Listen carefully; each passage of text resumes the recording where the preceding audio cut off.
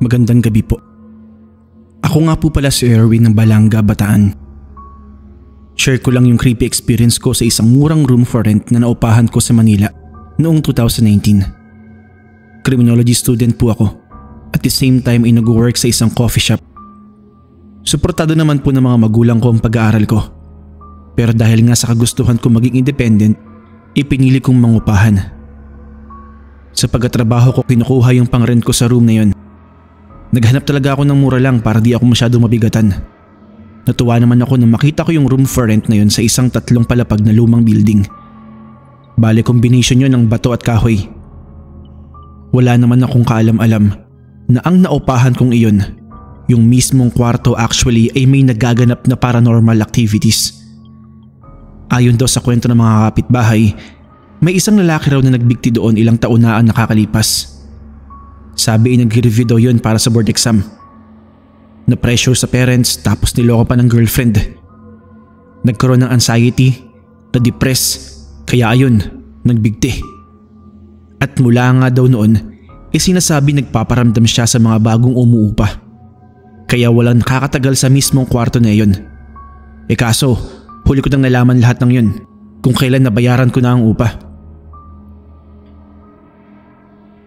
Noong mga unang araw at gabi kasi okay naman eh. Nakadalawang linggo mahigit na nga ako doon na wala naman akong nararamdaman. Hanggang isang gabi, kadarating ko lang noon galing sa trabaho nang biglang nag-brown out. Buti na lang nakakain ako sa labas at pwede na akong mahiga na lang. Kaso gusto ko sanang maligo muna. Paano ko gagawin yon? Napakadilim. Wala naman akong kandila tapos nasa labas pa yung common CR. Past 11 PM na yon kaya tahimik na yung buong building. Yung mga patak ng ulan na lang mula sa labas ang maririnig mo. Nag-decide akong magpalit na lamang ng damit gamit ang ilaw sa cellphone. Tapos ay humiga na ako. Nag-i-scroll pa ako noon at nagpapaantok nang makarinig ako ng mga yabag ng paa mula sa pasilyo. Kahoy lang kasi yung sahig kaya dinig mo talaga ito. Naisip ko na baka may tenant sa ibang room na mas late pa umuwi kasi sa akin kaya hindi ko na lang pinansin. Pero ilang sandali pa ay napapansin kong pabalik-balik yung mahinang yabag. Hanggang sa mapansin ko na parang huminto yun sa tapat ng pintuan ko. Nakiramdam ako kung may kakatok. Wala naman. Pero ramdam kong may tao sa labas. Ilang sandali na wala namang kahit ano doon. Kaya tumalikod na ako at ipinasyang matulog na. Pero maya-maya ay narinig ko yung tunog ng pinto na parang dahang-dahang bumubukas. Lumingon ako at nakita ko ng bahagya nga yung nakabukas. Bigla akong napatayo. Paano yun bumukas? Sa pagkakatanda ko ay nilak ko yun. Kinabahan na ako ng mga oras na ito. Kinuha ko agad ang cellphone ko at pinailawan yun. Dahan-dahan akong lumapit sa pinto at sumilip. Inilawan ko ang buong pasilyo pero wala akong nakitang kahit sino o kahit na ano. Sinara ko kaagad ang pinto at sinigurado ko talagang nakalak na yun. Muli ay bumalik ako sa higaan ko. Pilit kong pinakalma yung sarili ko at sinubukang makatulog. Pero hindi pa nagtatagal ay naramdaman kong parang may ibang tao sa kwarto. Dahan-dahan akong dumilat nang may makita akong isang bulto ng tao na nakatayo sa paanan ng kama ko. Napabalikwas ako, sabay tanong kung sino yun. Bahagya ko lang na aninag yun pero parang lalaki at ramdam ko ang bigat ng presensya niya. Hindi ako makahinga at biglang sumigid ang kirot sa sentido ko. Hinagilap ko ang cellphone at inilawan yun. Napasigaw talaga ako sa takot nang tumambad sa akin ang nakakakilabot na anyo ng isang lalaki na nakalawit ang dila at luwa ang mata na nakatingin sa akin. Sa leeg niya ay nakapulupot pa ang isang lupid. Bigla akong napatalon sabay karipas ng takbo palabas ng kwarto. Habol-habol ko ang hininga ko nang makababa ako at makalabas ng building na yon. Pagtingala ko sa kwartong pinanggalingan ko, ay doon ko nakita na bukod tanging sa kwarto ko lang pala walang ilaw. Sa barangay na ako nagpalipas ng gabi noon. Nakakwentuhan ko nga yung mga tanod na naka-duty doon at sabi nila ay hindi ako ang unang nakaranas na gambalain ng kaluluwa ng lalaki. Marami na raw ang mga umupa doon na umalis agad dahil sa pare-parehong karanasan na nagpapakitang multo noong lalaki na hindi matahimik ang kaluluwa. Siyempre, hindi na rin ako nagtagal doon. Kinabukasan ay agad ako nag-alsabalutan at pansamantalang nakatira sa kaibigan ko. Naghahanap ako uli ng mauupahang kwarto. Pero ayoko na pala ng mura. Hindi bali ng mataas ang renta. Basta walang nakatagong misteryo at hindi matahimik na kaluluwa.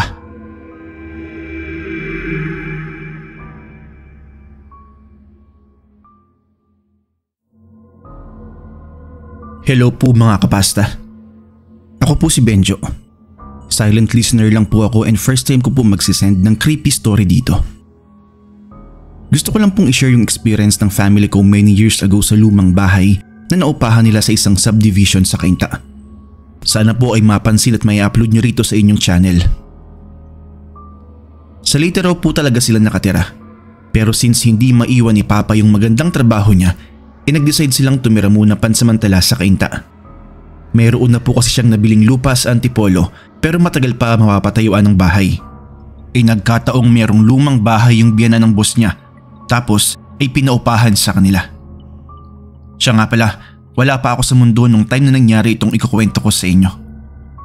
Bunso po kasi ako sa 4 na magkakapatid at malayong agwat ko sa kanila. Ayun nga po, kwento ng panganay naming si Ate Mylan na 18 years old noong mga panahong ito ay hindi puro talaga maganda yung vibes ng bahay na yun. Itsura pa lang sa labas ay super creepy na. Saka may nakita nga daw siyang babaeng nakasilip sa itaas ng balkonahe noong naghahakot pa lang sila ng gamit. Pero sabi daw ni Papa, guni-guni niya lang yun. Paano daw magkakaroon ng babae, matagal lang bakante yung bahay.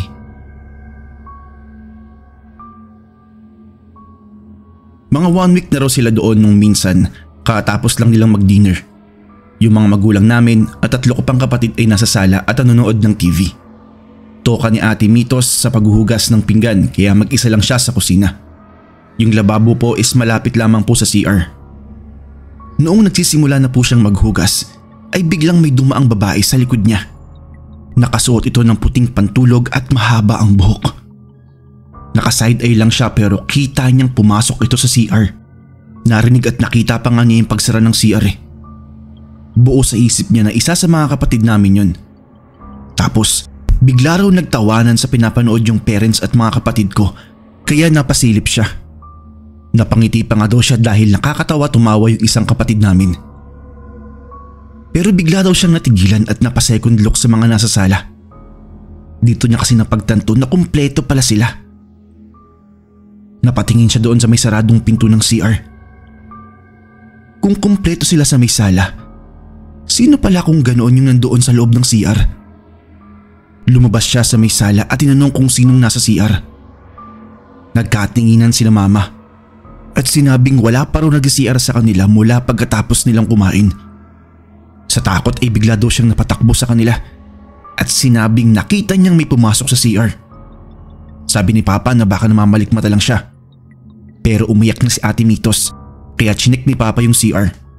Noong bumalik si Papa ay sinabi niyang bukas ang gripo doon. Kaya nagkatakutan sila lalo. One time, si Ate Mayet naman yung naka-encounter nung isang entity doon. Nasa kanya-kanyang kwarto na ang lahat nung gabing iyon.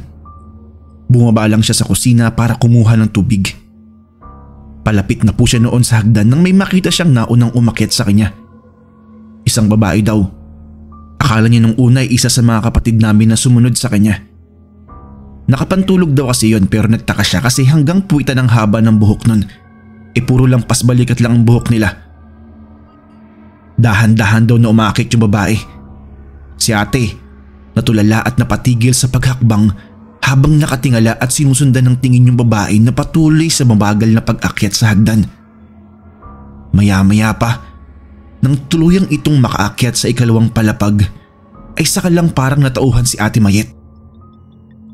Noon niya na-realize na multo yung nakita niya. Nanginginig daw yung buong katawan niya habang pasilip-silip sa itaas. Tumigil siya bago tuluyang makaakyat at sumilip muna kung nandoon pa ba yung babae. Pag-akyat kasi ng hagdan ay tinutumbok agad ang kwarto nila mama. Sa kanan ay ang kwarto naman nilang 3 babae. Sa kaliwa, nandoon yung maliit na balkonahe na kinakitaan ni Ate Myla doon sa babaeng nakasilip. Pero wala na raw yun sa paligid ng silipin niya, kaya patakbo na siyang umakyat. Pero bago siya tuluyang makapasok ng kwarto, ay nakita niya uli yung babae. Nasa labas ito ng balkonahe at natatakpan ng kurtinang nililipad-lipad pa ng malakas na hangin. Pabiglado siyang pumasok ng kwarto at doon nag-hysterical na nag-iiniyak. Nabulabog sina mama kaya pinuntahan sila sa kwarto at sinabi nga niya yung nakita niya. Chinek nila papa yung buong bahay pero wala naman silang nakitang ibang tao maliban sa kanila. Nakalak ang mga pinto at bintana kaya ang malaking palaisipan ay sino yung babaeng yun na 3 beses na nagpapakita sa 3 kong ate. Sabi ni mama na hindi pala bakante ang bahay na pinauupahan sa kanila dahil may nakatira pala doon. Kaya nung nakahanap sila ni papa ng mailipatan, agad silang nag-impake at umalis doon sa lumang bahay.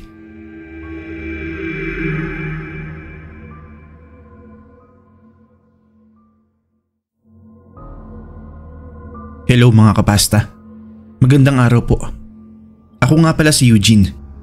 Gusto ko lang sanang ibahagi yung naging experience ko noong nakatira pa ako sa Baguio. 2011 nang mangyari to. Taga Pangasinan ako pero doon ko gustong mag-aral sa UP Baguio kaya nag-rent ako doon ng isang maliit na kwarto. Hindi naman ako nahirapan makahanap ng mauupahan dahil may mga nag-recommend din sa akin pero hindi ko na lang sasabihin kung saan ito. Medyo liblib po yung lugar na yon na napapalibutan ng pine trees. Yun naman ang gusto ko kasi parang feel mo talaga na nasa Baguio ka. Medyo creepy nga lang ang dating ng bahay na may kalumaan na at may pagka old school. Bale, 2 kwarto yon na pinauupahan na nasa ilalim ng bahay nung may-ari. Iisa lang yung gate pero may bukod na hagdan sa gilid ng bahay pababa sa 2 kwarto. Yung pangalawa ang nakuha ko kasi may nakatira na sa una.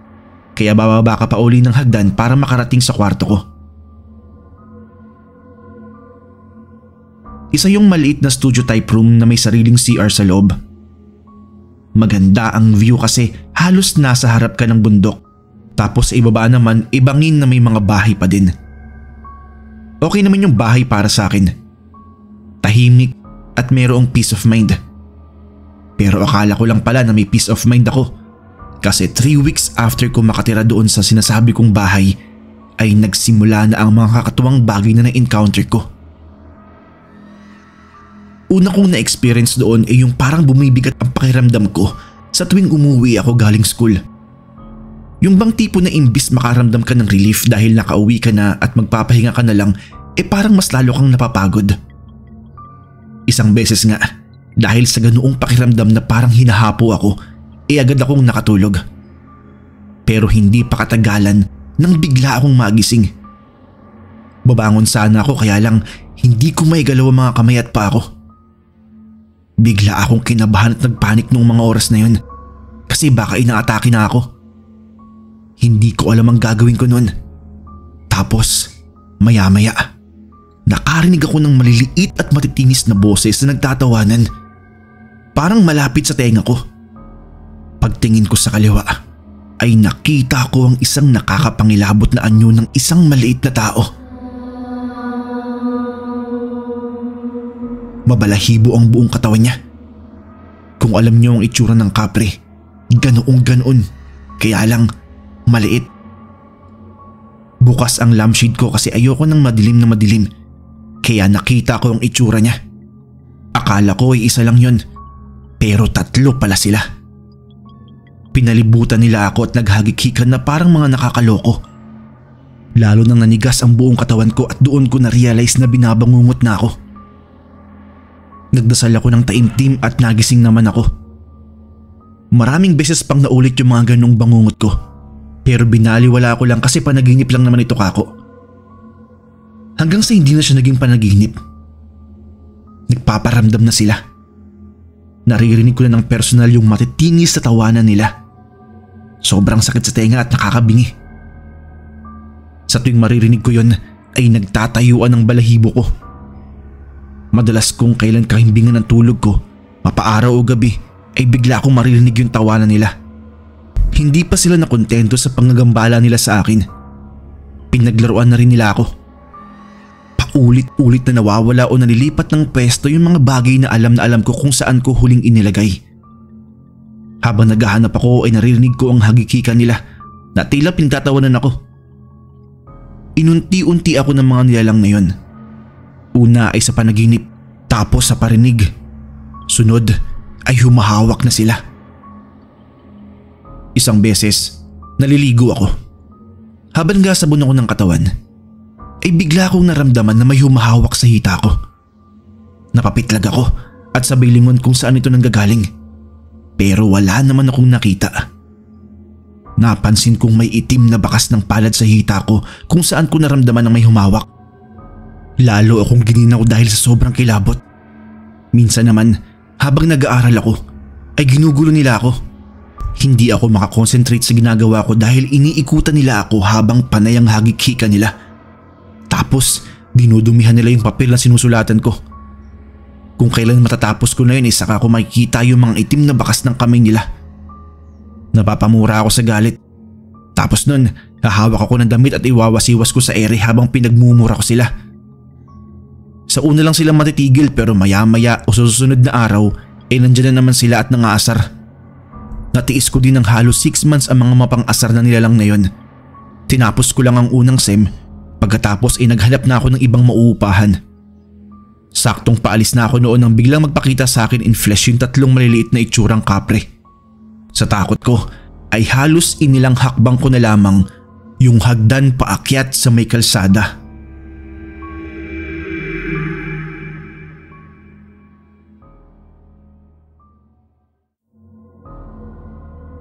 Hello po sa inyong lahat.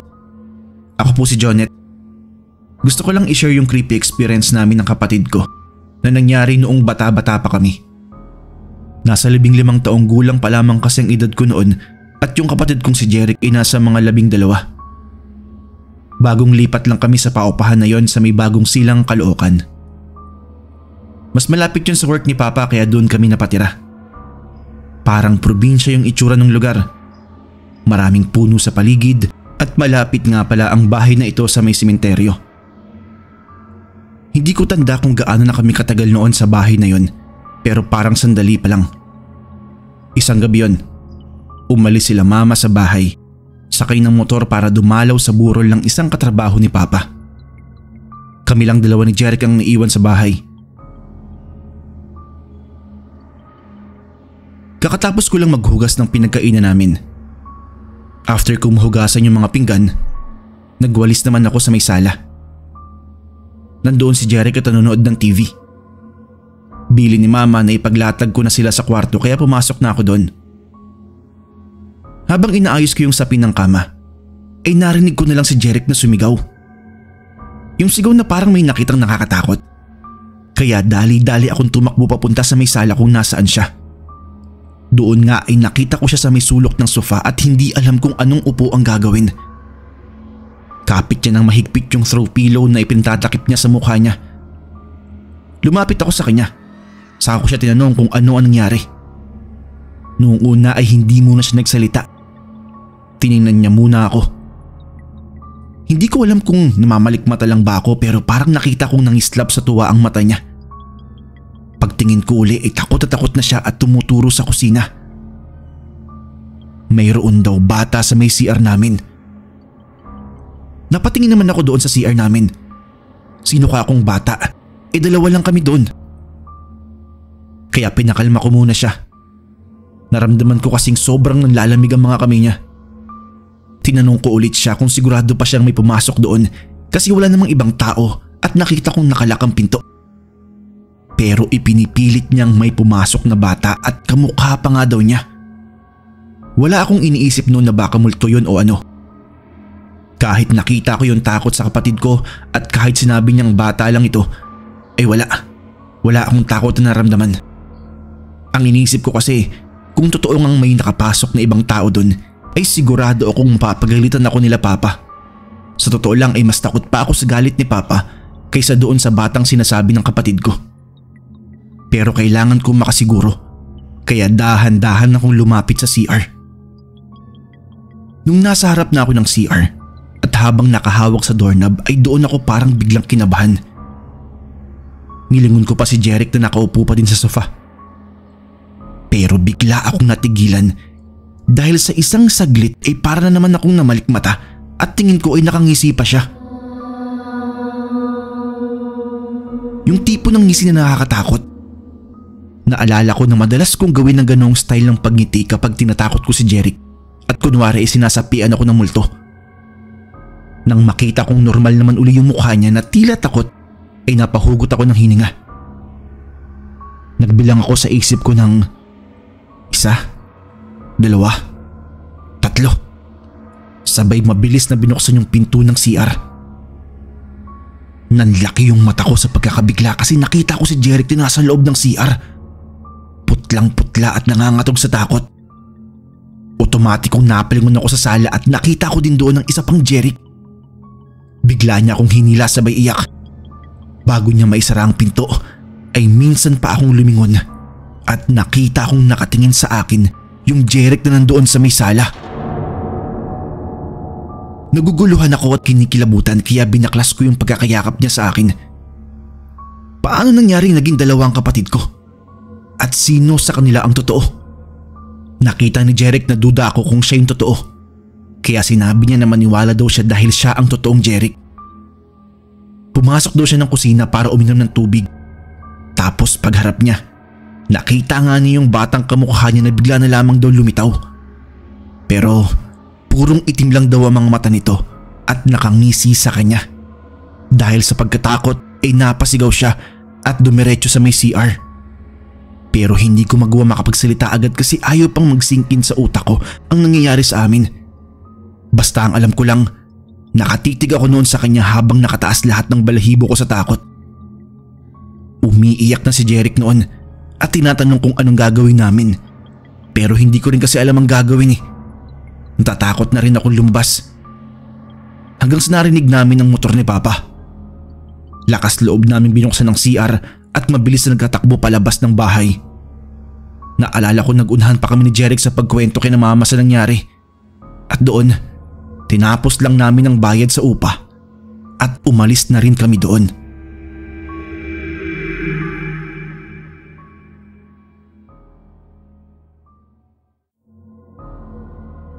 Hello po sa inyo mga kapasta. Ako nga po pala si Roger. Gusto ko lamang pong ibahagi sa inyo ang karanasan namin ng asawa kong si Salve sa pinakang unang naging bahay namin noon. Kakatapos lang ng kasal namin noong 2017. Pero bago pa man kami nagplanong magpakasal, pinag-usapan na namin na bubukod agad kami ng bahay. Suportado naman ng parehong partido namin yon. Mabuti nga daw yon at nang maaga kaming matuto sa buhay may asawa. Kaya habang pinaplano namin ang kasal, isinasabayan na rin namin ang paghahanap ng mauupahan. Pero hindi pala ganoon kadali makahanap kaya sumubok kami sa mga online page na mga nagpaparent ng bahay. Habang nag-i-scroll sa mga posts ay may nakita si Salve na nagustuhan niya agad. Maliit lang na bahay yon na up and down. Sabi sa details ay mayroong kwarto sa second floor. Samantalang sa first floor naman ay pinagkasya ang maliit na sala, kitchen at dining area. May CR at lababo din na importante sa hinahanap namin. May sarili ding metro ng ilaw at tubig ito.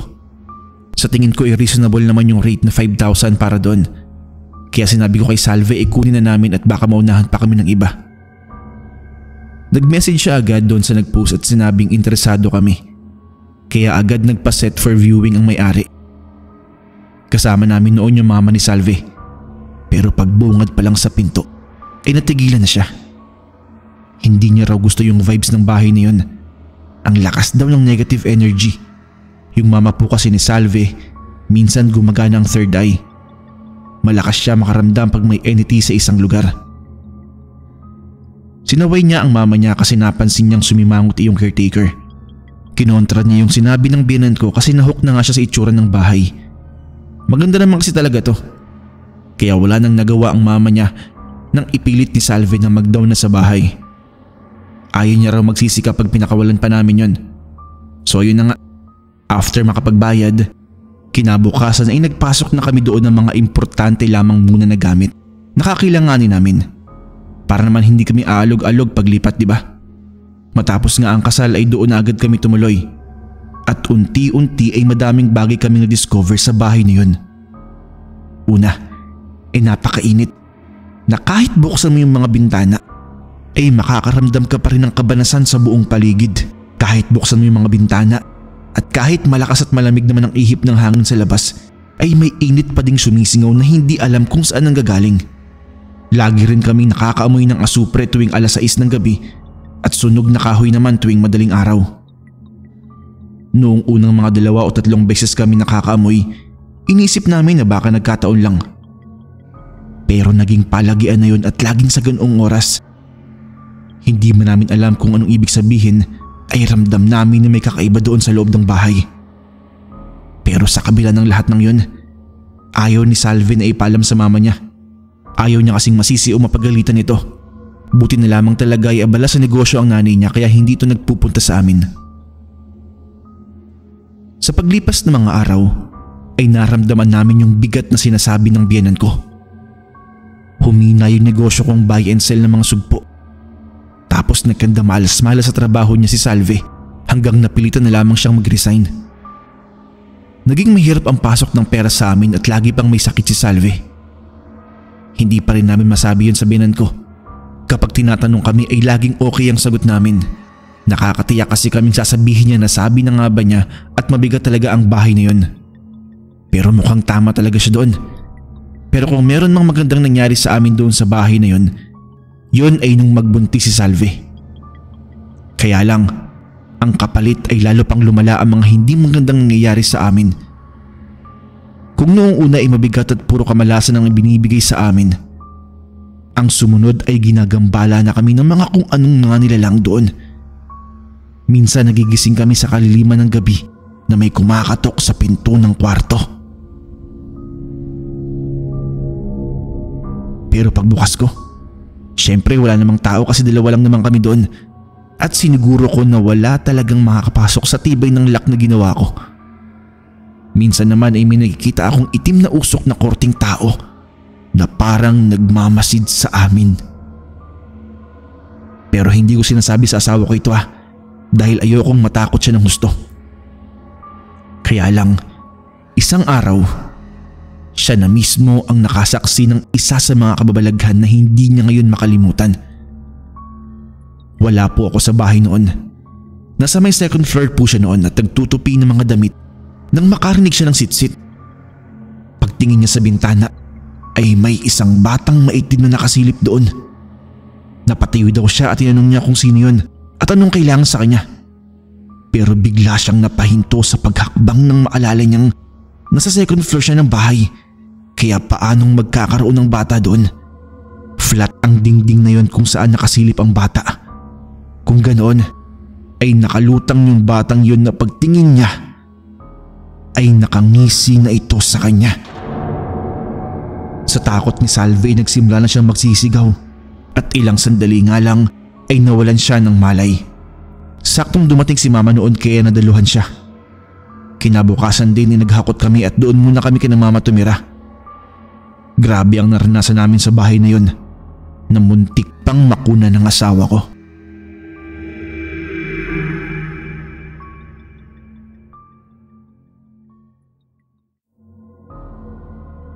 Magandang araw po sa inyong lahat.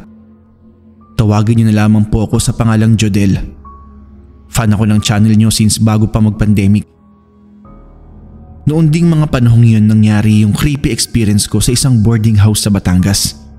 3rd year college na kami noong mga kaibigan ko at kaklase ko sa kursong Mechanical Engineering sa State University. Magkaiba kami ng boarding house kasi hindi kami magkakasabay dumating doon. 2 kami ni Jepoy habang si Chris at Randall naman ang magkasama sa boarding house na 2 street lang naman ang pagitan sa amin.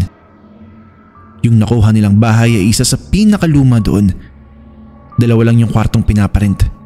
Magkatapat yung pinto ng 2 room na yon na may tig 2 ding bunk beds. So bali 4 sa isang room. Nasa palusong na kalsada yung bahay. Madaming puno ng saging sa likod at magkakalayo ang mga bahay kaya tahimik.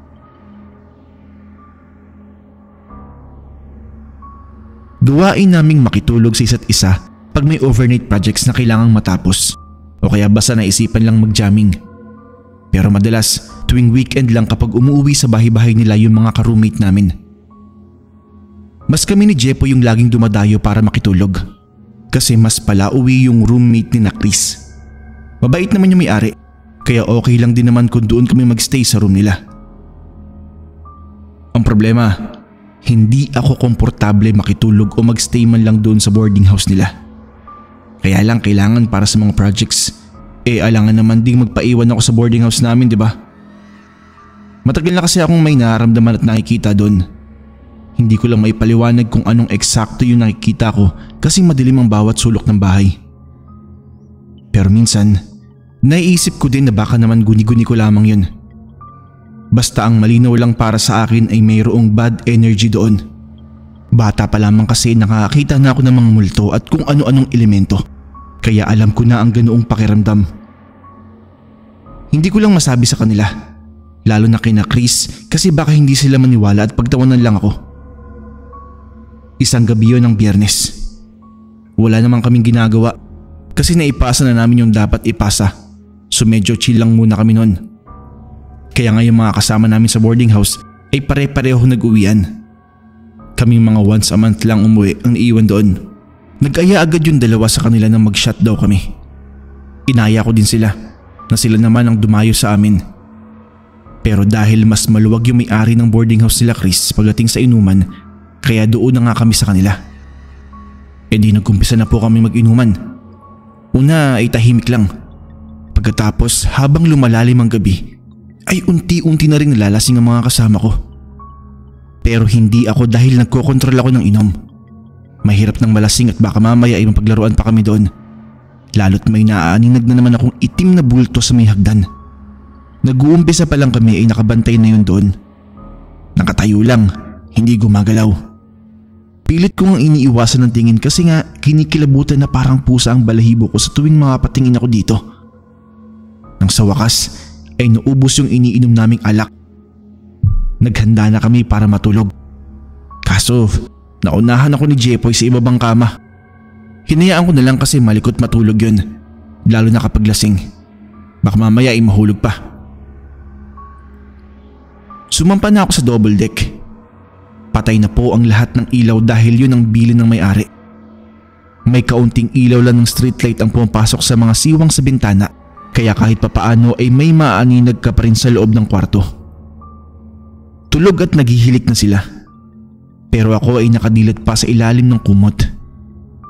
Hindi ako mapakali. Biling baligtad ako sa higaan kaya kada galaw ko ay nalililis ang kumot. Unang beses naramdaman ko na parang nahulog ang kumot ko. Pikit mata ko itong hinigit. Paulit-ulit yun hanggang sa maramdaman ko na parang hindi naman siya nahuhulog dahil sa likod ko, kundi parang may humihila talaga. Kinabahan na ako noon. Kaya nung hinigit ko uli yung kumot, tumihaya na ako at hinigpitan ng kapit dito. Nakikiramdam ako pero wala naman dahil hindi na bumaba yung kumot. Nang biglang may lumamig na kamay ang dumampi sa paa ko at pabiglang hinigit ang kumot. Napabangon ako bigla at napasigaw ako sa takot nang nakita ko yung ulo ng isang itim na nilalang. Nakangiti siya sa akin habang yung mabalahibong kamay ay nakakapit sa binti ko. Nagtatarang ako. Pinagsisipa ko yun habang sumisigaw ng malakas. Dahilan para umuga yung kama at magising si Jepoy, pati na ng mga kasama namin. Agad nagbukas ng ilaw si Randel at nakita nilang nanginginig ako sa takot. Sinabi ko sa kanila yung nangyari at nagulat ako na alam pala ni na Chris yun. Dahil nga dito ay nung sumunod na buwan ay ginamit na nila yung deposit nila at naghanap na kami ng bahay kung saan pwedeng sama-sama kami.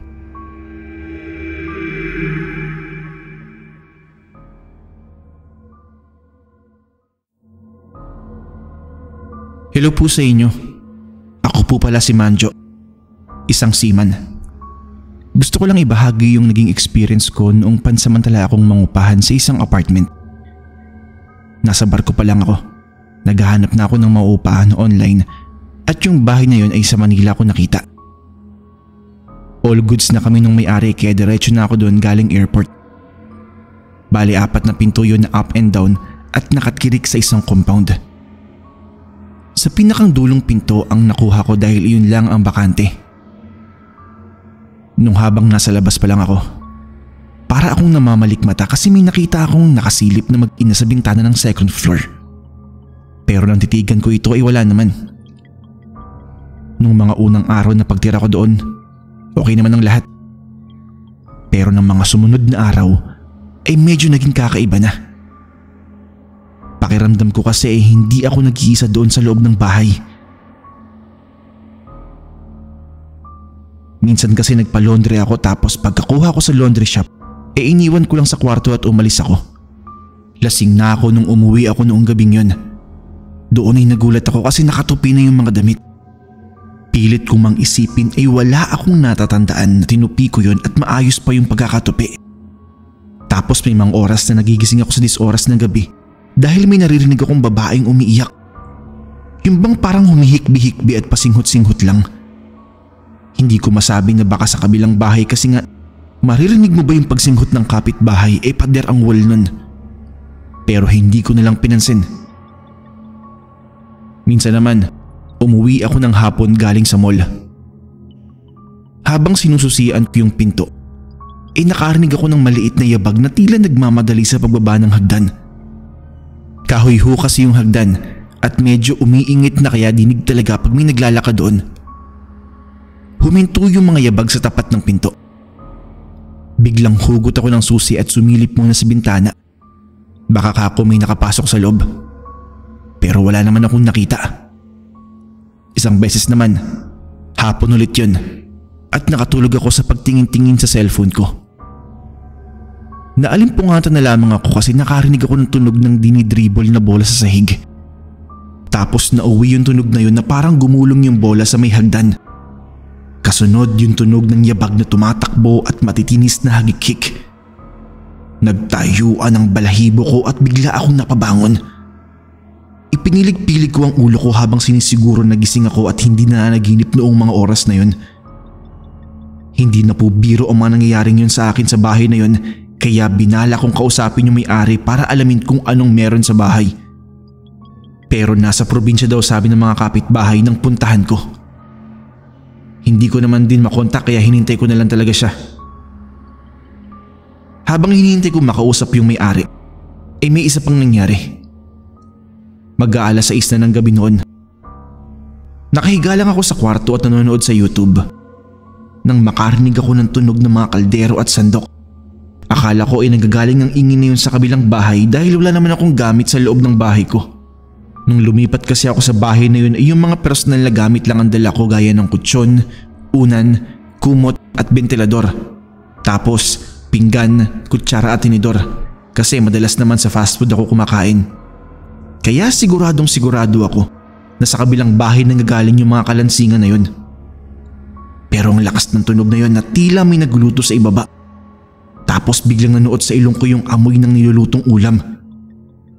Kinabahan na ako. Bumangon ako para tingnan yun. Ina-expect ko naman na wala akong makikita pero bumaba pa din ako. Pero biglang nanlaki yung mata at ulo ko dahil may nakita ako doon. Isang babaeng nakatalikod. Biglang naiba yung senaryo sa bahagi na yun ng kusina. Dahil nagkaroon ng mga gamit at yung babaeng nakatalikod ay nagluluto. Nang lumingon sa akin yung babae na nakangiti, hindi ko kinaya. Napatakbo na ako palabas ng bahay. Hindi naman po ako matakotin.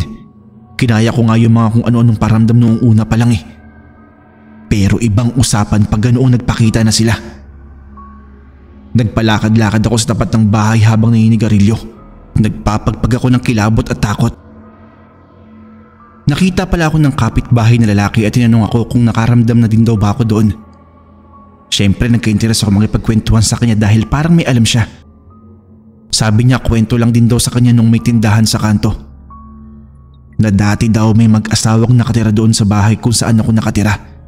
Tapos mayroon silang isang anak. Pero bigla na lang daw nawala yung lalaki. Hindi alam kung sumama ba sa iba o namatay na kasi may nakakita daw na may tumangay doon. Hindi umalis yung mag-ina sa apartment at patuloy na naghintay sa kanilang ama. Hanggang isang araw, natagpuan na lang silang patay. Mula noon, wala nang nakakatagal na tumira doon dahil nagpaparamdam nga daw yung mag-ina. Kilabot na kilabot ako habang nakikinig sa kwento. Pero hindi lang takot ang naramdaman ko kundi awa. Siguro, patuloy pa din sila naghihintay doon kaya hindi pa sila umaalis. Hindi na rin ako umalis doon dahil tiniis ko na lang yung takot. Total, hindi naman sila nananakit. Tinapos ko pa yung 2 buwang stay ko doon bago ako tuluyang sumampa ulit sa barko.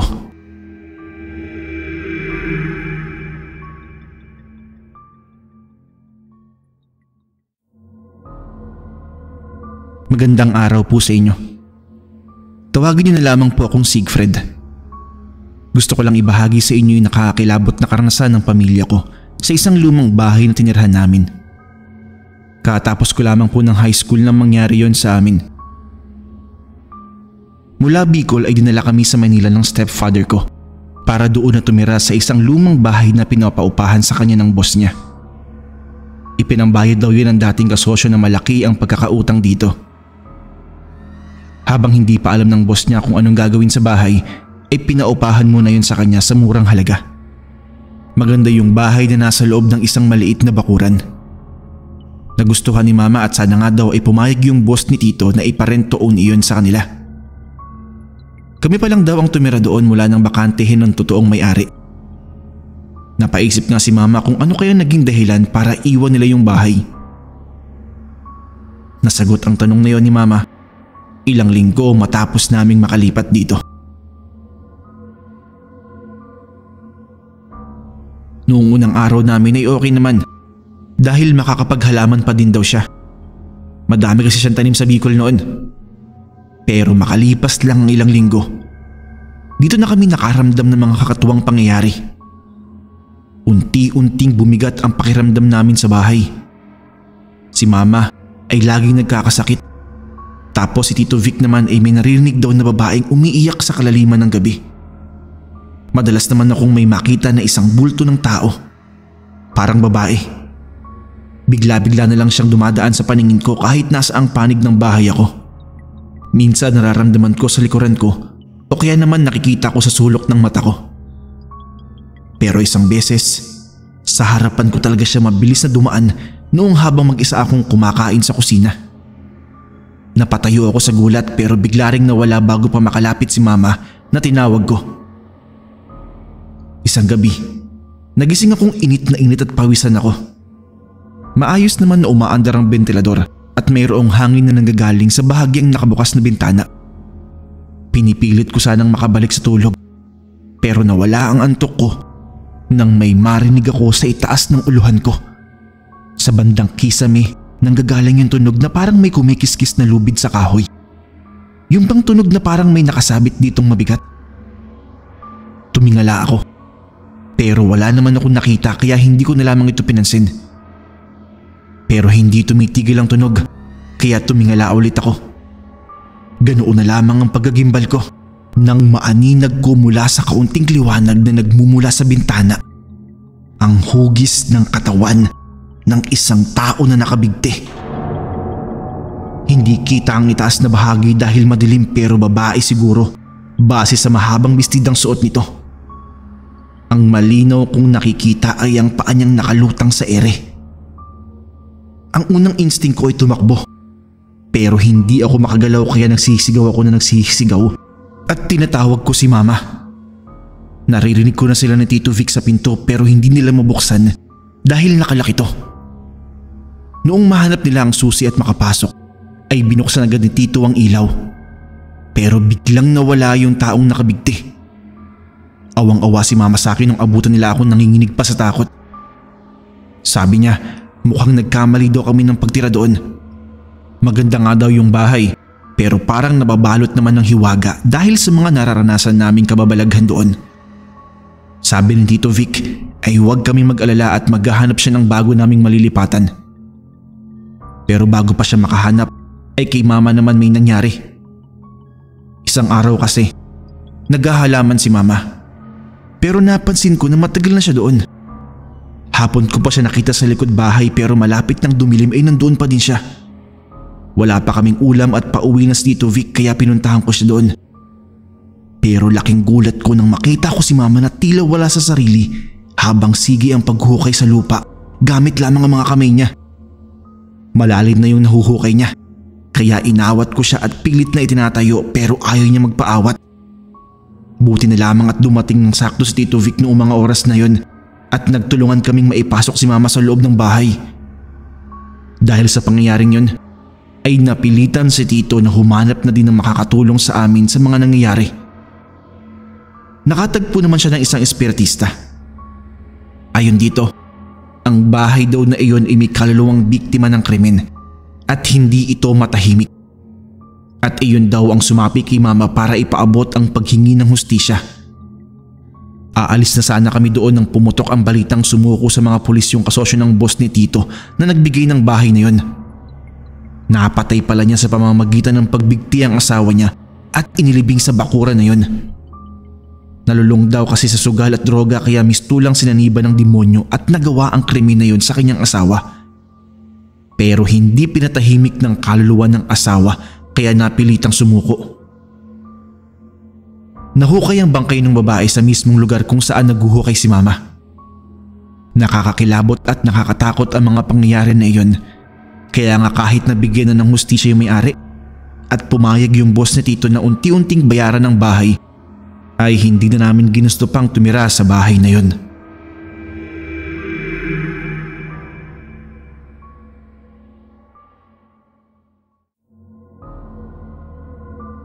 Magandang araw po sa lahat ng tagapakinig sa channel na ito. Share ko lang po yung nakakapanghilakbot na nangyari sa tito ko na naging kapitbahay namin sa paupahang tinitirhan namin at binabantayan din ni Mama. Ako nga po pala si Joven. Way back 2000 pa po nang mangyari ang kwentong ito. Meron na po talagang katagalan. Kaya po yung ibang detalye na hindi ko na maalala ay si Mama na lang po ang nagkwento. Maliit pa lang daw kami magkakapatid ay doon na kami nakatira sa paupahan ng best friend ni Mama na si Tita Jo. Entertainer siya noon sa Japan. Isang compound yun sa Valenzuela na hindi ko na lang babanggitin kung saan ang eksaktong lugar. Dahil best friend sila since high school at sa tagal naming umuupa doon, ginawa na niyang katiwala si Mama mula nang mamatay ang parents niyang namamahala doon. Dahil dito ay naging libre na ang upa namin sa bahay. Noong mga panahon na yun, ay parang probinsya pa din sa bahaging yun. Malapit kami sa highway at yung mismong compound ay halos gubat na sa dami ng nakapalibot na puno dito. Pero walang gustong ipaalis doon si Tita Jo, lalo na yung punso na nasa likod bahay namin. Iyon daw kasi ang nagbigay ng swerte sa pamilya niya. Kaya kung anong alaga daw ni Mama sa mga paupahan nila ay ganoon din dapat ang pag-aalagang gawin niya sa punso na yun na nakaumbok sa gitna ng mga punong saging. Kulay pula ang lupa ng punso na yon na parang clay at halos perpekto ang hugis nito. Lagi rin naming nililinisan ang paligid nun. May pagkakataon pa nga na sinabihan kami ni Mama at Papa, maging yung ibang mga nangungupahan doon na huwag daw naming gagalawin ng punso. Wala naman ngang nangahas na pakialaman yon dahil gaya ni Mama ay naniniwala din naman ng mga tao doon na hindi dapat galawin ang punso. Dahil may mga nilalang daw na nakatira doon. Isang araw, bigla na lang sumulpot doon si Tito Dek. Bunsong kapatid po siya ni Mama. Kasama ang asawang batang-bata pa at buntis. Gusto raw umupa doon sa isang bakanting pinto. Itinanggi at ikinaila pa ni Mama na may bakante pa pero nasabi na pala ng isa sa mga tenant na may bakante sa dulo. Sa kabila noon kahit nalaman na ni Tito ay tahasan pa rin siyang tinanggihan nito dahil ayaw daw niyang magkaroon ng sakit ng ulo. Pero todo pakiusap si Tito. Magabayad naman daw siya at saka nagbago na raw siya dahil magiging tatay na siya. Sabay akbay sa babaeng kasama niya. Napatingin si Mama at noon lang niya napansin na malaki na pala ang tiyan ng babae. Dahil doon ay naawa si Mama at napilitang tanggapin ng mga ito. Pero hiningan niya ito agad ng bayad at deposit para daw kung sakaling may maperwisyo si Tito ay doon ibabawas ang danyos. Nagulat si Mama dahil pang 3 buwan agad ang binigay nito. Malamang daw ay galing sa masama ang perang yun. Pagkatapos magbayad ay agad namang binatasan ni Mama si Tito tungkol sa mga bawal sa compound na yun gaya ng curfew sa gate, pag-iingay at pag-ieskandalo. lalo na ang pakikialam sa punso. Nangako naman si Tito na magbe-behave siya. Okay naman yung unang isang buwan nila doon. Wala namang napansin si Mama na gumagamit pa ng droga si Tito Dek. Araw-araw nga ay pumapasok ito sa construction. Pero isang madaling araw, bigla na lang kaming nabulabog sa malakas na sigaw ng asawa ni Tito Dek. Pero hindi sa bahay nila nanggagaling ang sigaw, kundi sa likod bahay. Sa sagingan kung saan nandoon ng punso. Nagising kami lahat at napasilip doon. Biglang napasigaw si Mama ng huwag nang makita niyang pinapalakol ni Tito Dek ang punso. Dali-dali silang lumabas ni Papa. Kinuha ni Papa ang baril niya para bantaan si Tito Dek. Isa nga palang pulis ang Papa ko. Dahil umikot pa sa likod ay hindi na nila naabutan ng punso. Patag na ito. Napaluhod na umiiyak si Mama dahil sa panlulumo. Kinilabutan siya sa maaaring maging ganti ng mga nuno na nakatira doon at nag-alala din siya sa sasabihin ni Tita Jo kapag nalamang nasira ang punso na pinapakaingatan sa kanya. Patawa-tawa pa ang tiyuhin ko habang inaasar siya sa pag-iyak niya sa mga anay doon na nakatira doon. Halatang sabog na sabog siya at kung bakit yung punso pa ang napagtripan niya. Sa galit ni Mama ay pinagsasampal niya si Tito. Nagaganti sana pero tinutukan ni Papa. Binantaan sila na kung hindi sila lalayas sa oras na yon ay ipakukulong siya. Napilitang umalis si Tito at doon nakitira kina Lola. Ilang araw makalipas yon ay nabalitaan namin na nakunan yung asawa niya. Pero wala daw batang lumabas kundi mga itim na likido na animoy tinta ng pusit. Kahit yung mga doktor ay hindi maipaliwanag kung saan napunta yung baby. Sumunod ay nagimbal na lang sila Lola nang isang araw ay hindi na makabangon si Tito Dek dahil sa laki ng tiyan. Nakakatakot na halos pumutok na ito. Alam ni Mama na iyon ang ganti ng nuno dahil sa pagwasak ni Tito Dek sa tahanan nila, kaya nag-alay siya dito ng mga prutas at itlog. Pero huli na ang lahat. Pumutok na ang galobo sa laking tiyan ni Tito at binawian ito ng buhay. Pero ilang araw makalipas yun ay nagulat na lang kami nang biglang bumalik ang punso ng nuno.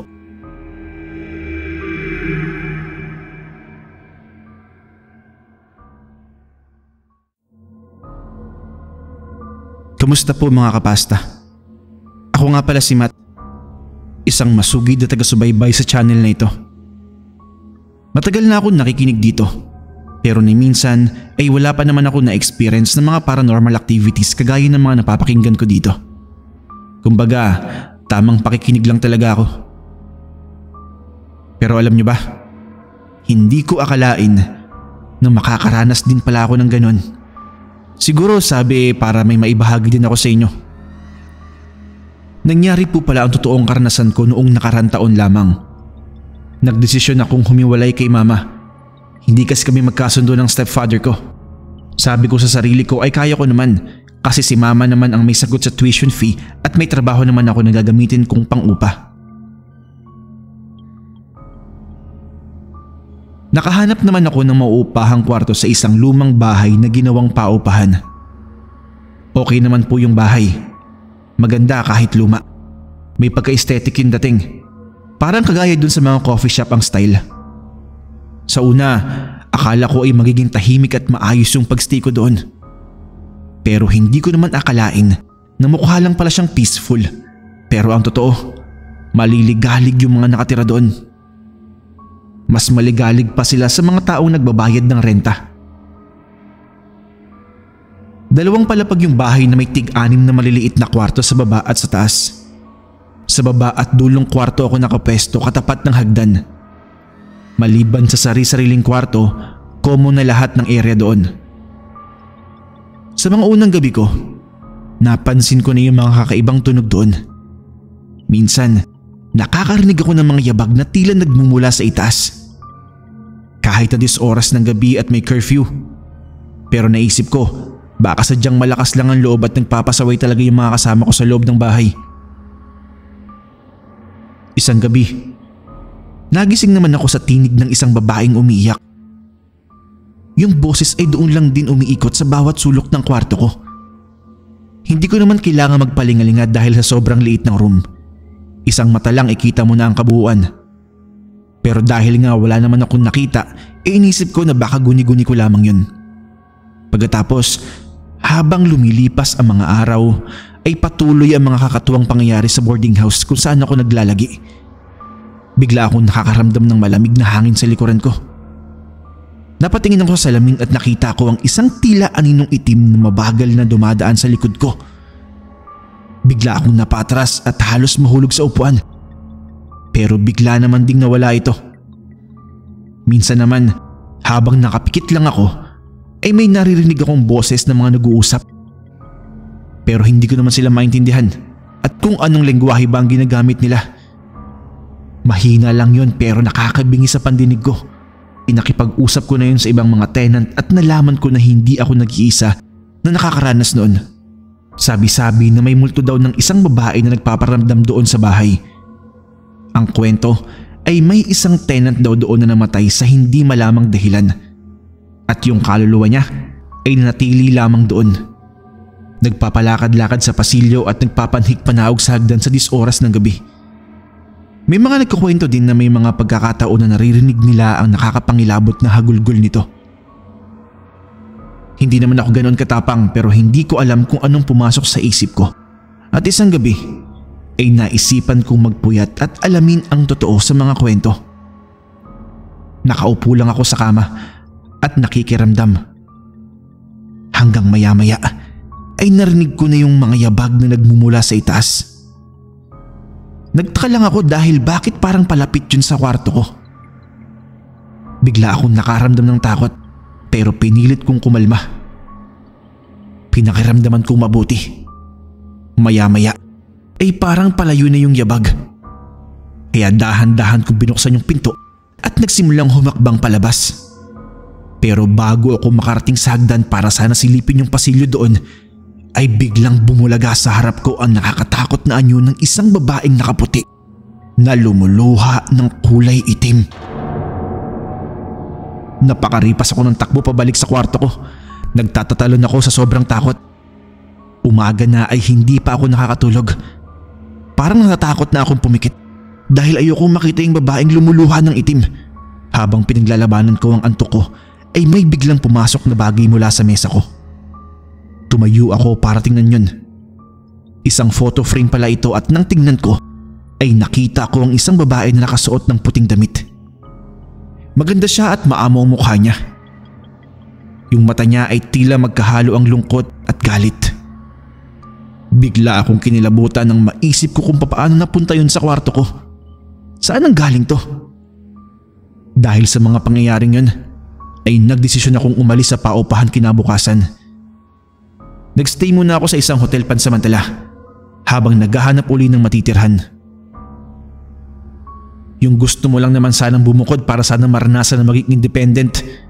Kaso, kakaibang karanasan ang ipinaranas sa akin ng boarding house na yun. Hanggang ngayon, hindi ko pa rin makalimutan ang mga karanasan kong ito.